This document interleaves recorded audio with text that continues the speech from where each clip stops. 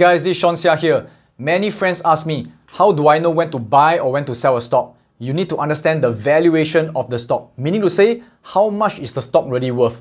Today, I'll be sharing with you a method called the discounted cash flow so that you can actually find out what is the fair value of a particular stock. Now, in this video, I'll be sharing the 5 steps of what constitute a discounted cash flow and how you can calculate the present value or the fair value of the stock. And then I'll be going through with you a free calculator that you can access online so that it can calculate for you automatically what is the stock worth. Now, let me go through the theory of discounted cash flow. The whole idea of discounted cash flow works like this. How much is a stock worth to an investor? It depends on how much money this particular business can make for the investor in the future. We want to calculate all the amount of future cash flow that this particular company can make, add up the cash flow together, and this is how much the stock is worth to us.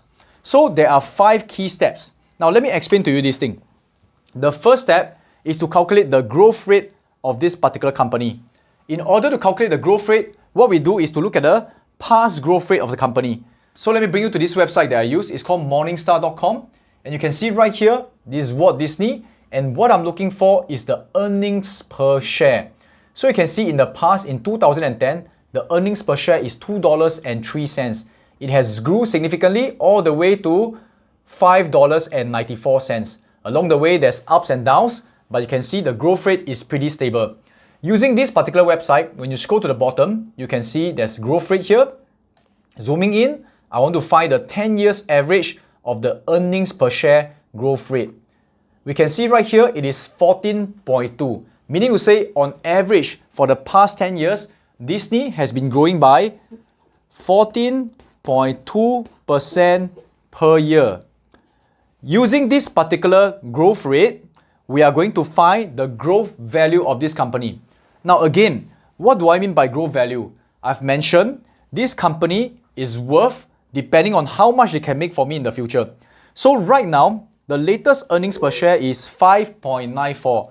I'll be using the growth rate of 14.2 to project what they're going to make me next year and the year after and the year after. So I'm going to estimate for the next 10 years, they are going to grow at a 14.2% growth rate.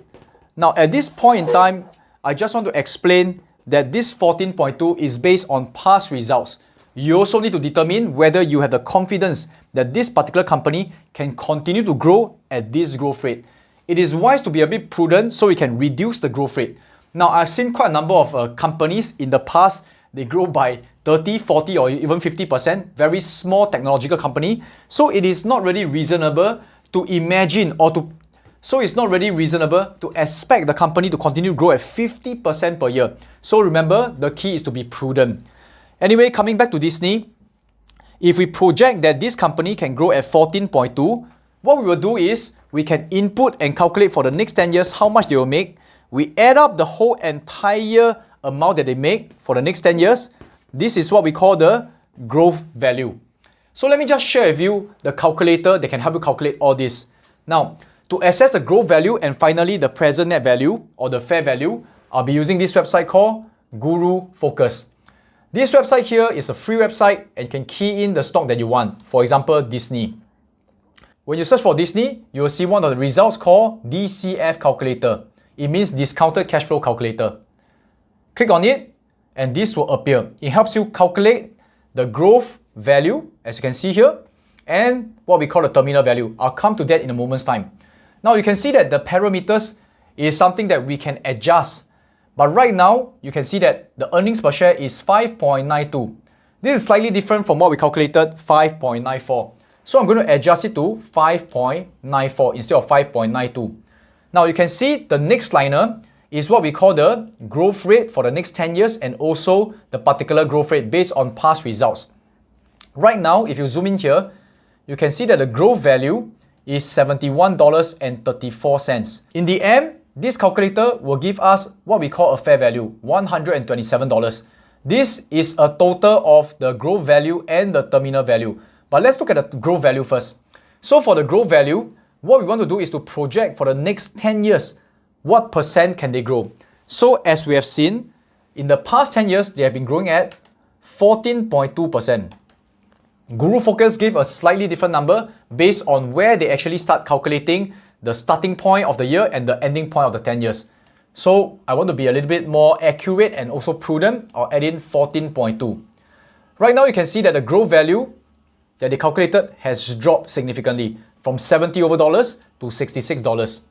Now, the next step is to calculate what we call the terminal value. Let me explain what is this terminal value. Coming back to the board, the terminal value is the value of Disney after 10 years. By the way, a lot of people ask, why is it 10 years? It is just a rough benchmark for most of the investors to assess the company. It can be 5 years, it can be 7 years, it can be even 11 years or 12 years. You can actually adjust in the calculator based on your own assessment of how long the company can grow. After the company grows for 10 years or to a certain point where you believe they will stop growing, they will not totally disappear. They will continue to be in existence, but their growth will become slow or even stop growing. The amount where they stop growing is called the terminal growth rate, meaning to say no more growth rate. However, for most companies, even though they don't grow anymore, there's this thing called inflation rate. Inflation rates means while they don't get more and more sales and customers every single year, they can increase their price because of inflation rate. And because they increase their price, there will be an increase in revenue as well because they are charging their customers more and more. So we also want to calculate what is the value after they stop growing. Meaning to say, for example, in Disney's case, for the first to 10th year, they have been growing at 14.2%. From the 11th to 20th year, they will stop growing, but they will continue to exist and they will grow at, let's say, 4%, which is a common rate for inflation rate. If they continue to grow at 4%, the amount of money that they make here must be added back to the value of the company to give a total fair value. Now, do we believe that Disney will be around 21st year, 22nd year onwards? Maybe yes, but for most of the investment fund managers or people who are assessing the value of the company, we typically stop at 20 years as we do not want to project it until 100, 200 or 1000 years later. It will significantly inflate the value of this company. So now, coming back to the calculator on Guru Focus, you can see right here, by default, the terminal growth rate is 4%. It's because it's a benchmark of most inflation rate. And the years of terminal growth is another 10 years. Again, I want to emphasize you can adjust the number of years to maybe 8 years or even 11 years. And each time you adjust the data over here, the value will change. For example, now it's 52. When I actually click on 11 years, if I change it to 10 years, it becomes 49. So there we have it. We have the growth value and the terminal value. Now, before we end the whole thing and explain why is it 115.31, there's this thing called discount rate. Okay, what is discount rate? Discount rate helps us calculate the present value of this company. Let me explain this to you. Disney will be able to make more than 5.94 next year because it will grow at 14.2%. Or this is what we assess. So perhaps next year it will grow by $6 plus, and then $7 plus, $9 plus, and as it grows, it will make more and more money. Finally, 10 years later, based on estimation, maybe $20 per share earnings. And 20 years later, perhaps it will grow to $40 per share earnings. But you have to understand one thing. The value 20 years later is not the same as the value today. Now, very simply put, if I take $10 and I lend it to my friend, and 20 years later, he returns me that $10, I will be pretty upset. Why? Because the $10 today is not the same as the $10 20 years later. 20 years later, that $10 will be significantly lesser. Reason being, I could have used this $10, put it in an investment, put it in a bank, or put it in anywhere that give me interest, and this $10 could have grown to maybe $20 or even $40.